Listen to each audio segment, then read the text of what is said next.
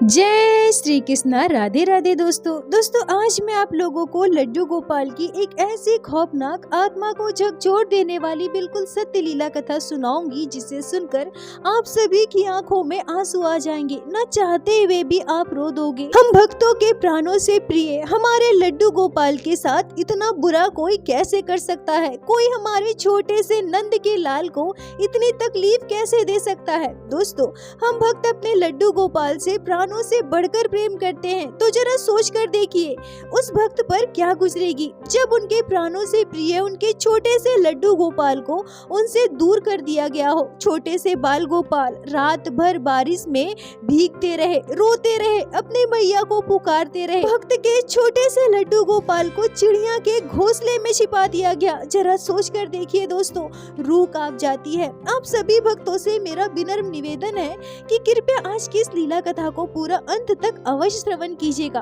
दोस्तों, आज की यह लीला कथा हमारे साथ शेयर की है आगरा में रहने वाली चंचल सिंह जी ने। चंचल जी हमसे कहती हैं कि जब मैं कॉलेज में पढ़ा करती थी तभी मैंने लड्डू गोपाल की सेवा ली थी। लड्डू गोपाल में मेरे प्राण बसते हैं। मैं बाल गोपाल से बहुत प्रेम करती हूँ क्योंकि मैं अपने लड्डू गोपाल के बिना एक पल भी नहीं रह पाती थी। इसलिए मैंने यह निश्चय किया कि शादी के बाद मैं अपने लड्डू गोपाल को अपने साथ अपने ससुराल लेकर जाऊंगी।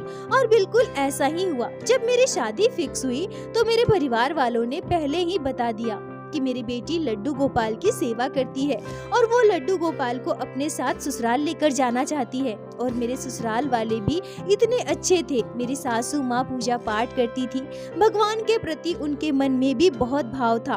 तो मेरे ससुराल वालों को भी इस पर कोई एतराज नहीं हुआ, वो भी खुशी खुशी मान गए। मेरे ससुराल में मेरी सासू माँ, ससुर जी, मेरे हस्बैंड और मेरी ननद का एक बेटा जिनकी उम्र 10 साल है, वो भी अपनी नानी माँ के साथ ही रहता था। क्योंकि मेरी ननद के 3 छोटे छोटे बच्चे थे, सब कुछ संभालना मेरी ननद के लिए बहुत मुश्किल हो रहा था। इसलिए जब मेरी ननद का बेटा मात्र 4 साल का था तभी से वो अपनी नानी माँ यानी कि मेरी सासू माँ के साथ रहता है। शादी के बाद मैं अपने लड्डू गोपाल को साथ लेकर अपने ससुराल गई। अपने घर के मंदिर में बाल गोपाल को विराजित कर दिया और लड्डू गोपाल की सेवा मेरे ससुराल में प्रारंभ हो गई। मेरी सासू माँ, ससुर जी, मेरे हस्बैंड सभी बहुत अच्छे थे, सभी मेरा बहुत ध्यान रखते थे। मेरी सासू माँ मुझे अपनी बेटी की तरह प्यार करती थी और अब यहाँ तक कि मेरे लड्डू गोपाल की सेवा में भी मेरी सासू माँ मदद किया करती थी। पर मेरी ननद का बेटा थोड़ा शैतान था, हमेशा घर में उधम मचाते रहता था, पढ़ाई लिखाई से दूर भागता था, हमेशा मोहल्ले के बच्चों के साथ बदमाशी करता था, घूमते फिरते रहता था। क्योंकि मेरे हस्बैंड और ससुर जी दोनों अपने अपने काम पर चले जाते थे, दिन भर वो घर पर नहीं रहते थे, तो मेरे ननद का बेटा मेरी सासू माँ की कोई भी बात नहीं मानता था। प्यार दुलार ने उसे बिगाड़ कर रख दिया था। पर जब से मैं गई थी मैं हमेशा उसे पढ़ने बैठाती थी। पर जब से मैं गई थी मैं हमेशा उसे पढ़ने बिठाती थी। बाहर ज्यादा घूमने पर, खेलने पर मैं डांटती थी। उससे कहती थी कि आप घर पर रहिए, पढ़िए, होमवर्क बनाइए, फिर खेलने चले जाना। बाहर ज्यादा देर घूमे तो मैं उस पर गुस्सा करती थी। इस वजह से वो मुझ पर चिढ़ता था। छोटा बच्चा था, पता नहीं उसके मन में क्या बात बैठ गया था। उसे ऐसा लगता था कि मेरे आने के बाद मेरी सासू माँ यानी कि उसकी नानी माँ भी उससे प्यार कम करने लगी है। मेरे ननद के बेटे को हम मोनू कहकर बुलाते थे। मोनू तो पहले अपनी नानी माँ की बात मानता ही नहीं था, बिल्कुल भी नहीं मानता था। पर अब जब से मैं गई थी और मैं उसे समझाती थी, पढ़ाती थी, बाहर ज्यादा घूमने से रोकती थी, तो मेरे सासू माँ भी मेरे साथ देती थी। कहती थी कि मामी जी ठीक कह रही है, बहुत घूमते हो तुम बाहर, बिल्कुल बाहर मत जाओ, तुम बहुत घूमते हो, बिल्कुल भी पढ़ते नहीं हो, मामी जैसा कहती है वैसा करो।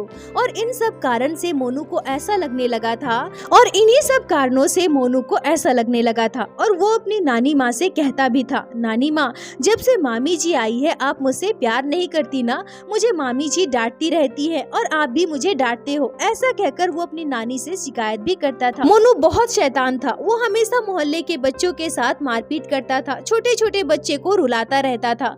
घर के मोनू बहुत शैतान था, हमेशा मोहल्ले के बच्चे के साथ मारपीट करता था, छोटे छोटे बच्चे को रुलाता रहता था, दूसरों के घर के शीशे फोड़ देता था। हमेशा मोनू की शिकायत हमारे घर आती थी। मैं मोनू को समझाती थी, बेटा स्कूल से आने के बाद दोपहर में थोड़ी देर सो जाओ, थोड़ी देर पढ़ाई करो, शाम को आप खेलने जाना। कई बार मैं मोनू की भलाई के लिए उसे डांट भी दिया करती थी, पर मोनू को ऐसा लगने लगा था कि जब मामी जी नहीं थी तब मैं मेरी जो इच्छा होती थी वो करता था। नानी भी मुझे नहीं डांटती थी, ना ही मुझे कभी किसी काम से रोकती थी, पर अब मामी जी के आ जाने के बाद सभी मुझे डांटते हैं, सभी मुझ पर रोक टोक लगाते हैं और मुझसे अब कोई प्यार नहीं करता। चंचल जी कहती है कि कहीं न कहीं छोटे से बच्चे के मन में ये सारी बातें बैठ चुकी थी। वह बिल्कुल भी यह नहीं समझ पाता था कि हम जो भी कर रहे हैं उसके भले के लिए कर रहे हैं, हम उससे कितना प्यार करते हैं। अब हुआ यूं कि मोनू को मेरे लड्डू गोपाल से भी ईर्ष्या होने लगी थी। पहले पहले तो मोनू लड्डू गोपाल के बारे में ढेरों सवाल किया करता था। इससे पहले शायद मोनू ने कभी किसी के घर लड्डू गोपाल को नहीं देखा था। तो जैसे मैं लड्डू गोपाल की नित्य सेवा करती थी, बाल गोपाल को प्रत्येक दिन स्नान करवाती थी, उन्हें भोग लगाती थी, लड्डू गोपाल के लिए तरह तरह के फल मिठाइयाँ लेकर आती थी, तो ये सब मोनू को बड़ा ही आश्चर्य करता था। शायद वो ऐसा सोचने लगा था कि एक मूर्ति के लिए इतना सब कुछ करना, मामी जी लड्डू गोपाल से कितना प्रेम करती है, प्रेम भाव से उनके लिए इतना सारा काम करती है, तरह तरह की फल मिठाइयों का भोग लगाती है, तरह तरह के पकवान बनाती है, और मुझे तो हमेशा पढ़ने के लिए कहती है, मुझे बाहर घूमने भी नहीं जाने देती। मतलब मुझसे कोई प्यार ही नहीं करता। साथ ही साथ क्योंकि अब मेरी सासू माँ भी लड्डू गोपाल की सेवा करने लगी थी, तो कई बार ऐसा होता था कि मेरी सासू माँ से मोनू कुछ मांग रहा हो या किसी काम के लिए कह रहा हो, तो मेरी सासू माँ उसे कह देती थी कि अभी रुक जाओ, मैं लड्डू गोपाल को भोग लगा लूं, या फिर लड्डू गोपाल का ये काम कर लूं, तब मैं तुम्हारा काम कर दूंगी। अब मोनू को और भी ज्यादा चिढ़ होने लगा था। मोनू को लगने लगा था कि अब इस घर में उसे कोई भी प्यार नहीं करता। उसके नानी माँ के मन में उसके लिए जो प्रेम था वो अब कहीं न कहीं लड्डू गोपाल को मिलने लगा है। घर में कोई भी उसकी परवाह नहीं करता, और मोनू ने कई बार यह बात कही भी थी। हम मोनू को समझाते थे, मोनू ये लड्डू गोपाल है, भगवान श्री कृष्ण के बाल स्वरूप, भगवान के लिए ऐसा कभी नहीं सोचते। मोनू कई बार रोता भी था। चंचल जी कहती है कि मोनू की यही मानसिकता हमारे लिए घातक बन गई। चंचल जी कहती है कि यह घटना लगभग 4 साल पहले की है। गर्मी की छुट्टियां चल रही थी, मोनू का भी स्कूल बंद था, वो घर पर ही रहता था, दिन भर घर में उधम मचाता था। कभी मैं डांट कर पढ़ने भी बिठाऊं तो अगले ही पल उठकर वो अपने दोस्तों के साथ खेलने भाग जाया करता था, और अब मैं हमेशा उसे डांटती भी नहीं थी। मुझे तो बार बार डांटने में भी अच्छा नहीं लगता था। तभी सुबह के लगभग 10:30-11 बजे मैं लड्डू गोपाल को स्नान करवा के श्रृंगार कर दी, उन्हें भोग लगा दिया। मेरी सासू माँ टीवी देखते हुए मशीन में कुछ सिलाई कर रही थी और मैं किचन में खाना बना रही थी। अचानक से मुझे आलू के पकोड़े खाने की इच्छा हुई।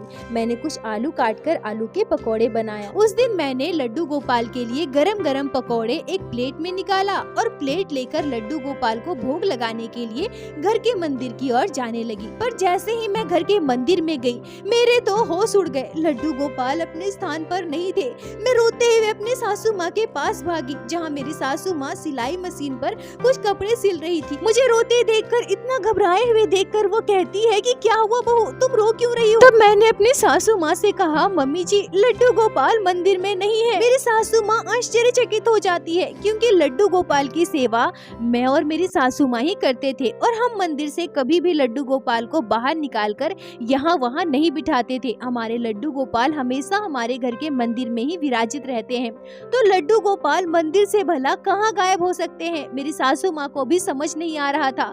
मैं और मेरी सासू माँ दोनों फिर से दौड़ते हुए मंदिर की ओर भागे। हम दोनों सास बहू ने मिलकर मंदिर का कोना कोना ढूंढ लिया, पर लड्डू गोपाल हमें कहीं नहीं मिले। हमारे तो होश उड़ गए, शरीर कांपने लगा। लड्डू गोपाल भला अपने स्थान से कहाँ जा सकते हैं? अब हम कान्हा को कहाँ ढूंढे? हमें बिल्कुल भी समझ में नहीं आ रहा था। चंचल जी कहती है कि हमारे आस पड़ोस के कुछ बच्चे जो मोनू के साथ खेलते हैं, कभी कभी हमारे घर आते जाते रहते हैं मोनू को बुलाने के लिए। हमने सोचा कि कहीं ऐसा तो नहीं कोई बच्चा लड्डू गोपाल को उठाकर लेकर गया हो, पर यह बिल्कुल भी असंभव था, क्योंकि हमारे घर का मंदिर अंदर की ओर था, तो कभी कोई बच्चा नहीं जाता था। पर फिर भी लड्डू गोपाल अपने स्थान पर नहीं थे। कोई ना कोई तो लड्डू गोपाल को उठाकर जरूर लेकर गया होगा। यह सोचकर मेरी सासू माँ बाहर की ओर भागती है। मैं दरवाजे पर खड़ी होकर रो रही थी। मैंने भी आस पड़ोस की कई महिलाओं से पूछा, पर किसी को मेरे लड्डू गोपाल के बारे में कुछ भी पता नहीं था। मेरी सासू माँ सभी बच्चों से जाकर पूछने लगी। आस पड़ोस के सभी घरों में लड्डू गोपाल के बारे में पता किया, पर सभी बच्चों का यही कहना था कि मुझे लड्डू गोपाल के बारे में कुछ भी नहीं पता। मैं तो आपके घर से कोई मूर्ति नहीं लाया हूँ, मैं तो आपके घर गया ही नहीं हूँ। इधर मोनू का भी कोई पता नहीं था, वो अपने दोस्तों के साथ बाहर खेलने चला गया था।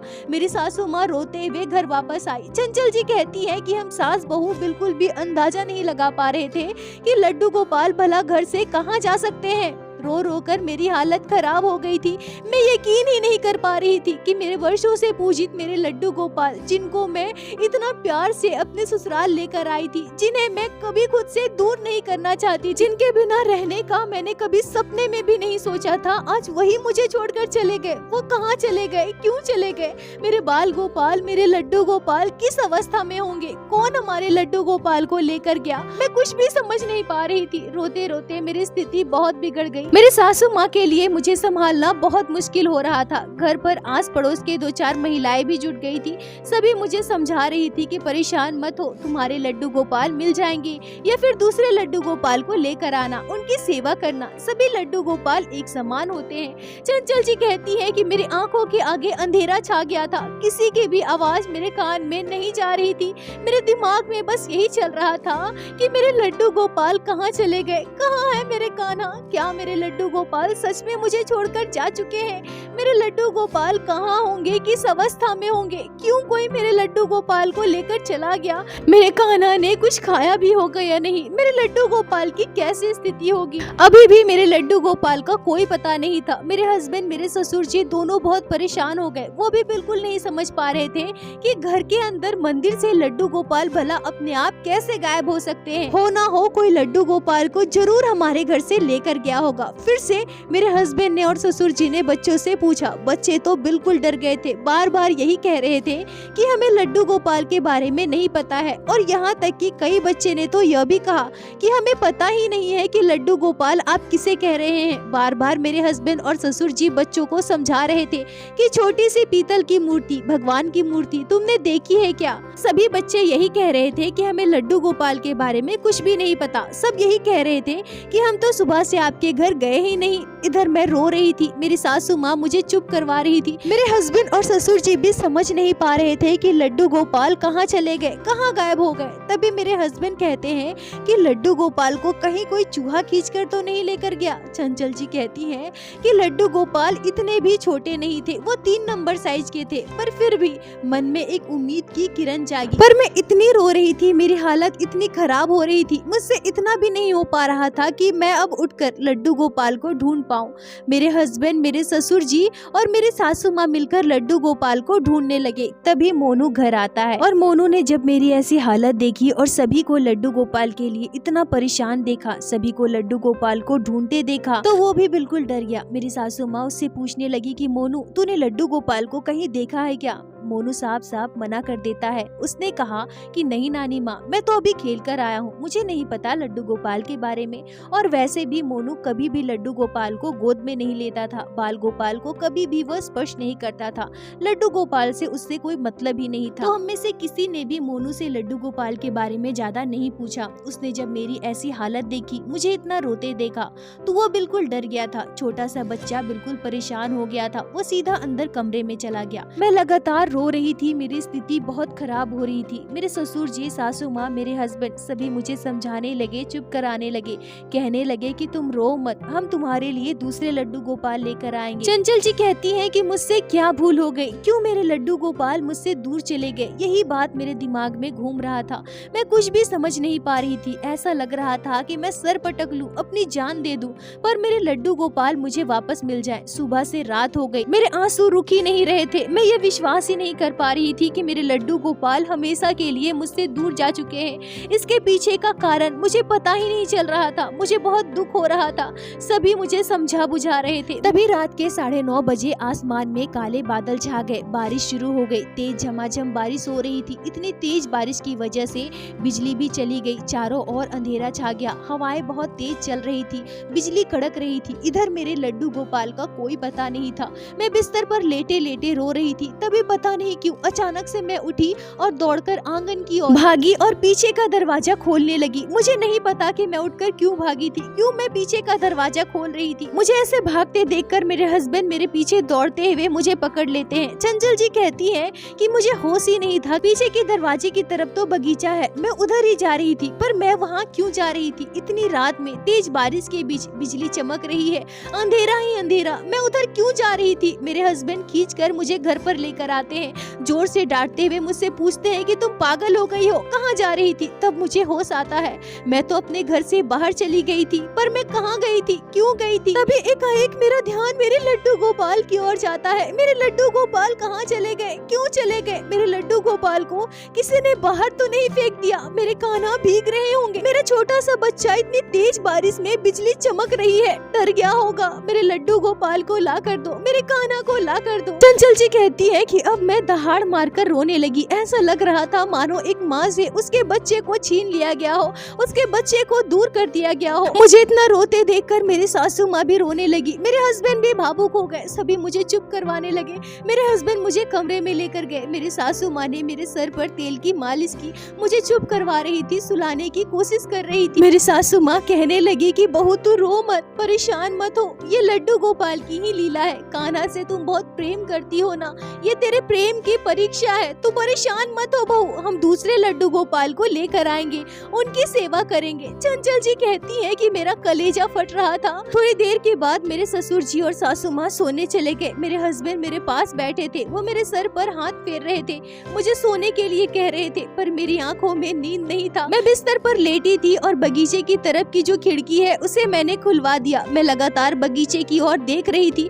ऐसा लग रहा था मानो मेरा सब कुछ खत्म हो चुका है। कई बार मुझे ऐसा लगा जैसे इस काली रात में, अंधेरी रात में मेरे कान्हा मुझे पुकार रहे हैं। रात की गहराई में जब मेरे हस्बैंड भी सो गए, अब भी मेरी नजर खिड़की के बाहर बगीचे की ओर थी। मैं पेड़ पौधों की ओर देख रही थी। बारिश तेज हो रही थी। मुझे कई बार ऐसा महसूस हुआ जैसे मेरे लड्डू गोपाल रोते हुए मुझे पुकार रहे हो, मैया, ओ मैया, मैं यहाँ हूँ, मुझे लेकर चलो मैया, मुझे घर पर लेकर चलो मैया। चंचल जी कहती है कि ये तमाम तरह की बातें मेरे दिमाग में चल रही थी। मैं खुली आंखों से सपने देख रही थी, खुली आंखों से इन मनगढ़ंत बातों को महसूस कर रही थी। क्यों, पर क्यों? मेरे कान्हा कहाँ है? कहाँ है मेरे लड्डू गोपाल? क्यों ये सारी बातें मैं सोच रही थी? मेरे कान्हा मुझे भला क्यों पुकारेंगे? वो तो मुझे हमेशा के लिए छोड़कर चले गए ना। मेरे कान्हा मुझसे दूर चले गए हैं। चंचल जी कहती है कि मैं पूरी रात नहीं सोई थी। पूरी रात ये सारी बातें मेरे मन में चल रही थी। कई बार मुझे ऐसा लगा कि सच में मेरे कान्हा मुझे पुकार रहे हैं, तो कई बार मुझे ऐसा लगा कि ये सारी बातें मनगढ़ंत है। मैं मनगढ़ंत बातें सोच रही हूँ। बार बार मैं सोच रही थी कि मेरे लड्डू गोपाल रो रहे हैं, मुझे पुकार रहे हैं, मैया मैया कहकर मुझे अपने पास बुला रहे हैं। तभी दूसरे ही पल रोते हुए मुझे आभास होता है कि मेरे कान्हा तो मेरे पास है ही नहीं। मेरे लड्डू गोपाल कहाँ है? मुझे कुछ भी नहीं पता। मैं कहाँ जाऊँ? मैं कहाँ से अपने कान्हा को लेकर आऊँ? तभी सुबह के 5:30 बजे मैं उठकर हॉल में बैठी थी। आज मुझ में इतनी भी हिम्मत नहीं थी कि मैं घर का कोई भी काम कर सकूं। मेरे ससुर जी, मेरी सासू माँ, मेरे हस्बैंड सभी जाग चुके थे। तभी डोरबेल बजता है। मेरी सासू माँ जाकर दरवाजा खोलती है तो हमारे पड़ोस की एक भाभी अपने बेटे के साथ हमारे दरवाजे पर खड़ी थी। वो अंदर आती है और अंदर आकर वो भाभी जो हमें बताती है उसे सुनकर हमारे पैरों तले की जमीन खिसक गई। भाभी कहती है कि रात भर मेरा बेटा सोया नहीं है। उनका बेटा बार बार डरकर उठ जा रहा था, नींद में कुछ बड़बड़ा रहा था। सुबह के 5 बजते ही उठकर उनका बेटा बैठ गया और उनके बेटे ने रोते हुए अपनी माँ से बताया कि माँ, मोनू अपने घर घर से एक मूर्ति लेकर आया था और वो मूर्ति जो उनके घर वाले ढूंढ रहे थे ना, ये वही मूर्ति थी। पता है माँ, पता है मोनू ने बगीचे में जो आम का पेड़ है ना छोटा सा, उसमें जो घोंसला बना है ना, उसी में मोनू ने मूर्ति को छुपा दिया है। मुझसे कहा कि किसी को मत बताना। माँ, मुझे बहुत डर लग रहा है। वो मूर्ति बार बार मुझे बुला रही है। जब भी मैं सो रहा हूँ ना तो वो मूर्ति मुझे दिखाई दे रही है। और तुम्हें पता है माँ, वो मूर्ति रो रही है, वो मूर्ति भीग चुकी है। चंचल जी कहती हैं कि उनकी बातें सुनकर हमारे होश उड़ गए। हम में से किसी के मुंह से आवाज नहीं निकल रही थी। तभी वो भाभी कहती है कि मैं समझ गई थी कि मेरा बेटा लड्डू गोपाल की बात कर रहा है। आप लोग कल से लड्डू गोपाल के लिए परेशान थे ना, और देखो आपके मोनू ने ये क्या कर दिया। ये तो मेरे बेटे की भी गलती है जो मोनू के साथ था। मुझे जैसे ही पता चला मैं इसे लेकर आपके घर आ गई। देखो, भगवान के साथ कभी कुछ बुरा नहीं होना चाहिए। ये सब कुछ बहुत गलत हुआ है और इसमें मेरा बेटा भागीदार ना बने, इसलिए मैं आपके घर सुबह सुबह आ गई। आप जाकर देखिए और लड्डू गोपाल कहाँ है, उन्हें लेकर आइए। चंचल जी कहती हैं कि हम सभी बगीचे की ओर भागे। हमारे घर के पीछे एक छोटा सा आम का पेड़ था और आम के पास पहुंचकर हमने देखा कि उसके ऊपर नजदीक में ही एक चिड़िया का घोंसला है। मेरे हस्बैंड जब उस घोंसले के पास पहुंचे तो उन्हें उस घोंसले के अंदर सच में लड्डू गोपाल का श्री विग्रह मिला। लड्डू गोपाल बारिश की पानी में पूरी तरह से भीगे हुए लथपथ घोंसले के अंदर लेटे हुए थे। मेरे हस्बैंड ने लड्डू गोपाल का श्री विग्रह घोंसले से बाहर निकाला और मेरी गोद में दे दिया। लड्डू गोपाल को देखकर मेरे मुंह से चीख निकल पड़ी। ये मेरे कान्हा को क्या हो गया? हम में से किसी को भी यकीन नहीं हो रहा था कि मोनू ने ऐसा किया है। हम लड्डू गोपाल को लेकर घर में आए। मुझे कान्हा दोबारा मिले। इतनी बड़ी मुसीबत के बाद, इतनी दुख की घड़ी के बाद कान्हा मेरे पास वापस आए। लड्डू गोपाल को सीने से लगाकर मैं खूब रो रही थी। लड्डू गोपाल की स्थिति देखकर मुझे बहुत बुरा लग रहा था। मेरा कलेजा फट रहा था। मेरे ससुर जी गुस्से में मोनू के कमरे में गए। मोनू अभी भी सो रहा था। मेरे ससुर जी ने मोनू को गुस्से में खींचकर उठा दिया और बिठा दिया और जोरदार एक थप्पड़ मारा। मोनू रोने लगा। जब मोनू ने मेरे हाथ में लड्डू गोपाल का शिव विग्रह देखा तो वो अपने आप समझ गया। मोनू ने लड्डू गोपाल को छुपाने का जो कारण बताया, उसे सुनकर हम सभी दंग थे। मोनू ने कहा, आप लोग तो मुझसे प्यार ही नहीं करते, बस लड्डू गोपाल से प्यार करते हो। लड्डू गोपाल के लिए कितना कुछ पकाते हो, इनके लिए बहुत सारे कपड़े खरीद कर लाते हो और मुझे हमेशा डांटते रहते हो। मुझे बस पढ़ने के लिए कहते हो। पहले की तरह मुझसे कोई भी प्यार नहीं करता, इसलिए मैंने लड्डू गोपाल को वहाँ छुपा दिया था। और मोनू ये सब कहते हुए बहुत रो रहा था। वो डर से कांप रहा था। चंचल जी कहती हैं कि मैं समझ गई, बच्चा है। बच्चे के मन में इस बात का गहरा प्रभाव पड़ा है कि सभी उसे डांटते हैं और लड्डू गोपाल से प्रेम करते हैं। मैंने अपने ससुर जी को शांत करवाया, सभी को चुप करवाया, सभी को समझाया कि मोनू बच्चा है, हमें इसकी मानसिकता को बदलने की आवश्यकता है। उसे डांटने से, मारने से कोई फायदा नहीं है। इधर मेरे कान्हा के लिए मुझे बहुत दर्द हो रहा था, बहुत तकलीफ हो रही थी। मैं ये समझ पा रही थी कि मैं क्यों इतनी तेज बारिश में दौड़कर बाहर की ओर भागी, क्यों मैं बगीचे की ओर जाना चाहती थी, क्यों मुझे बार बार ऐसा लग रहा था जैसे लड्डू गोपाल दर्द में है, तकलीफ में है, मुझे पुकार रहे हैं। मैंने लड्डू गोपाल को स्नान करवाया, पोशाक धारण करवाया, बाल गोपाल को भोग लगाया और थोड़ी देर के बाद लड्डू गोपाल को आराम करने के लिए सुला दिया। आज लड्डू गोपाल के साथ हमारे परिवार में इतनी दुखद घटना घटी है। मोनू के हाथों इतना बड़ा पाप हुआ है, पर मेरे कान्हा मुझसे इतना प्रेम करते हैं। वो हमारे परिवार में रहना चाहते हैं, हमसे सेवा लेना चाहते हैं, इसलिए इतनी बड़ी लीला कर हमारे घर वापस आए। बाद में सोनू ने यह भी बताया कि मैं तो कुछ समय के लिए लड्डू गोपाल को छुपाना चाहता था। मैं बाद में दोबारा लड्डू गोपाल को लाकर घर में रख देता, पर मामी जी की तबीयत इतनी खराब हो गई थी, सभी इतने परेशान हो गए थे कि मैं डर गया था। चंचल जी कहती हैं कि वजह चाहे जो भी हो, पर मोनू के हाथों बहुत बड़ा पाप हुआ है। बच्चा है, नादानी वश उसके हाथों बहुत बड़ी गलती हुई है, उसने बहुत बड़ा भूल कर दिया। पर इस घटना से हमें एक सबक मिलना चाहिए। बच्चे के मन में कभी भी कोई ऐसी भावना को हमें पनपने नहीं देना चाहिए। आज इस घटना से मेरे लड्डू गोपाल को कितनी तकलीफ हुई, मेरे बाल गोपाल को कितना दर्द सहना पड़ा। रात भर तेज बारिश में, तूफान में, बारिश में भीगते हुए लड्डू गोपाल गंदगी भरे घोंसले में रहे। इस बात को बताते हुए मुझे बहुत बुरा लग रहा है कि उस घोंसले में टूटे हुए अंडे भी थे। बाद में हमने मोनू को खूब समझाया। मोनू को लाख समझाने के बावजूद हम हमेशा लड्डू गोपाल को अपने नजरों के सामने रखते थे, मोनू की पहुंच से दूर रखते थे। इस घटना को लगभग 4 वर्ष बीत गए हैं। ठाकुर जी की कृपा से मुझे एक पुत्र संतान है। मोनू की उम्र भी अब लगभग 15 साल हो गई है। अब वो समझदार हो गया है, पर अभी भी जब इस घटना के बारे में जिक्र होता है, इस घटना के बारे में हम बात करते हैं तो मोनू बहुत डर जाता है। मोबाइल पर अब तो वो लड्डू गोपाल की ढेरों वीडियो देखता है। उसे भी लड्डू गोपाल के महत्व के बारे में पता चल गया है। बाल गोपाल के बारे में उसे अब जानकारी है। अब उसे भी इस बात का अफसोस है कि उसके हाथों बचपन में क्या गलती हुई है। चंचल जी कहती है कि इस घटना को मैं आजीवन नहीं भूल सकती। बस मैं लड्डू गोपाल से यही प्रार्थना करूंगी कि हे मेरे ठाकुर जी, कभी भी हमें छोड़कर कहीं मत जाना। मैं आपके बिना नहीं रह सकती। ऐसे ही अपनी कृपा दृष्टि हमारे पूरे परिवार पर बनाए रखना। दोस्तों, ये घटना चंचल जी जब मुझे बता रही थी तो वो बहुत रो रही थी और उन्हें इतना रोते देखकर, उनके दुख को महसूस कर मेरे आंखों में भी आंसू आ गए। दोस्तों, इस घटना पर आपके क्या विचार है, आपके क्या राय है, कमेंट में जरूर बताएं। मुझे आप सभी के कमेंट का इंतजार रहता है। और प्रत्येक दिन की भांति लीला कथा के अंत में मैं आप सभी भक्तों से हाथ जोड़कर प्रार्थना करूंगी, ठाकुर जी की भक्ति कीजिए, लड्डू गोपाल की सेवा कीजिए, नाम जाप कीजिए और एक बार मेरे साथ प्रेम से कहिए, बोलो बाके बिहारी लाल की जय, लड्डू गोपाल की जय, जय जय श्री राधे।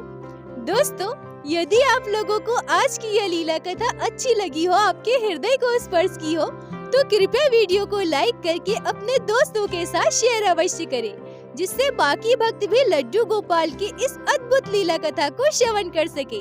और हमारे चैनल को सब्सक्राइब करें, जिससे प्रतिदिन आप लोग हमारे चैनल पे श्री बाके बिहारी श्री लड्डू गोपाल की लीला कथा सुन सके। दोस्तों, यदि आपके जीवन में घटी हो कोई भी चमत्कारी घटना या लड्डू गोपाल ने कभी भी की हो कोई भी लीला जिसे आप हम सभी के साथ शेयर करना चाहते हैं, तो कृपया हमें इंस्टाग्राम पे मैसेज करें। हम आपसे कांटेक्ट करेंगे और आपकी उस लीला कथा को हमारे चैनल पे बाकी सारे भक्तों के साथ शेयर अवश्य करेंगे। लड्डू गोपाल की कृपा आप पर और आपके पूरे परिवार पर बनी रहे। राधे राधे दोस्तों।